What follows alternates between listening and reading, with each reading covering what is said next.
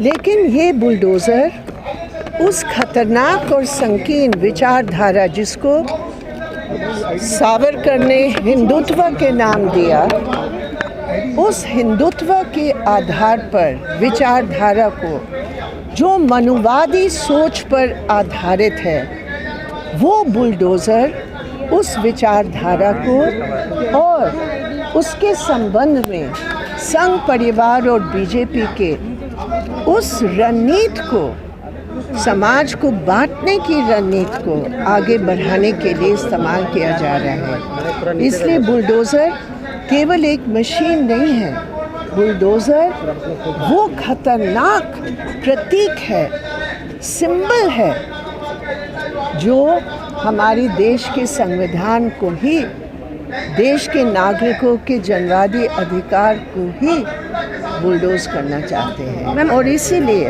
हम इस विरोध में खड़े हैं। मैम, आज भी दिल्ली में कई जगहों पर सविता विहार के कई इलाकों पर बुलडोज़र चलाए जाने की पूरी तैयारी है और इसके अलावा कई निर्देश भी दिए गए हैं कि किस मैं ये कहना चाहती हूँ, जो कानून के अंतर्गत एंटी इंक्रोचमेंट ड्राइव है, जो नोटिस देकर जो लोगों को अपने कानूनी अधिकारों को पूरे तौर पर अपने पक्ष को रखने के, ये जो एक प्रक्रिया है, कहीं भी किसी भी देश के किसी भी कोने में कानूनी प्रक्रिया की धज्जियां उड़ाकर बुलडोज़र चलाना, इसका हम विरोध करते हैं। मैं ये भी कहती हूँ, आज के ज़माने में जब इतनी महंगाई है, जब लोग इतने परेशान हैं क्योंकि नौकरियां नहीं हैं, जो गरीब लोगों की जीविका है, कोई रेडी है, कोई पटरी पर कोई बेच रहा है,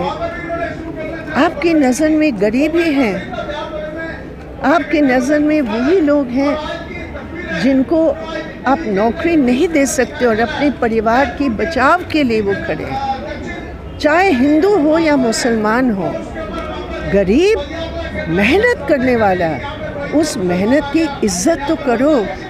उस रेडी को तोड़कर लगभग 80 रेडी टूटे उस दिन जहांगीरपुरी में, किसका फ़ायदा हुआ? किसका फ़ायदा? मैम, उन्नाव से कल मैं महिलाओं से मिली, वो बोले इतने मुश्किल से हज़ारों रुपया की खर्चा करके हम लोग रेडी बनाए और आज बिगैर नोटिस के हमें सामान भी नहीं बचाने दिया। तो ये एक क्या कहेंगे, जहरीली शक्ति है जो देश के गरीबों को पता नहीं, ये मारना चाहते हैं, उनके अधिकारों को मारना चाहते हैं। उन्नाव से बीजेपी के सांसद है साक्षी महाराज, उनका बयान आया है कि पुलिस पर भरोसा नहीं करना है और जिहादियों से निपटने के लिए अपने घर में तलवार और हथियार रखने हैं। देखिए, आप देखिए कितनी दोहरी नीति है।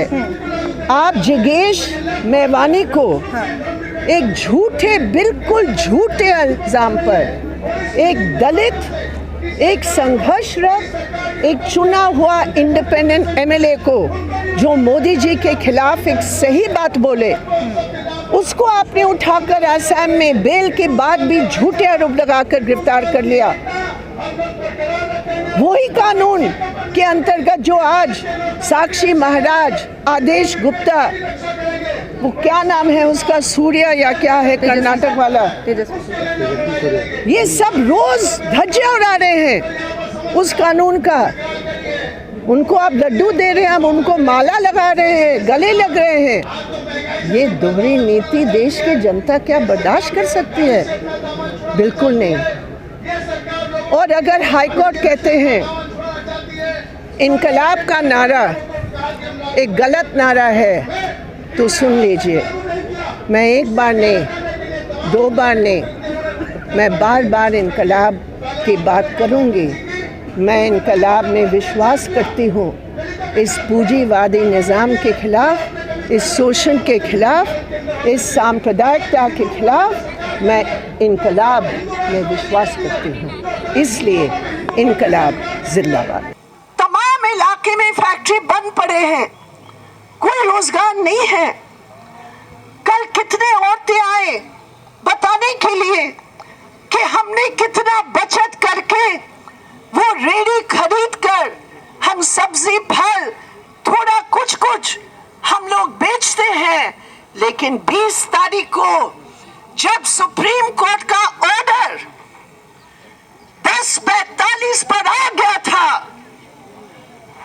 लगभग 1.5 घंटा तक ये दिल्ली पुलिस ने नॉर्थ एमसीडी की जो कार्रवाई थी, जो केवल आदेश गुप्ता के आदेश पर जो बुलडोजर वहां चले, धज्जियां तो संविधान की उड़ गए, धज्जियां तो कानून की उड़ ही गए, किसी को नोटिस नहीं दिया।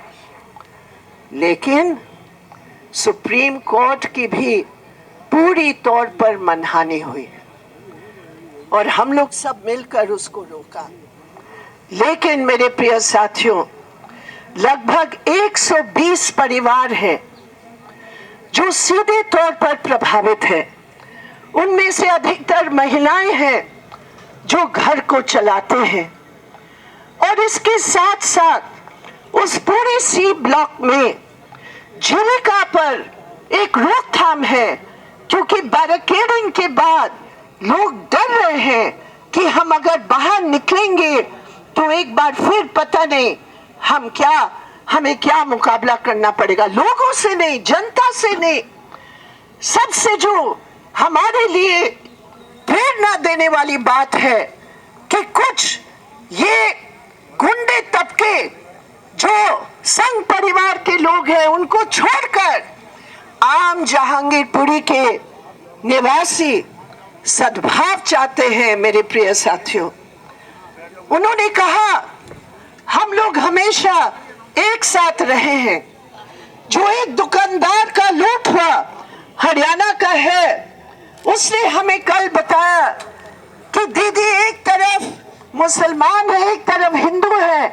हमने कभी भी उनको हिंदू मुसलमान के रूप में नहीं देखा। ये मेरे ग्राहक है और हमेशा एक होकर, चाहे हम कोई भी हो, हम लोग सब गरीब हैं, मेहनत करके हम अपने दुकान को चला रहे हैं। ये क्या हुआ, ये क्यों हुआ?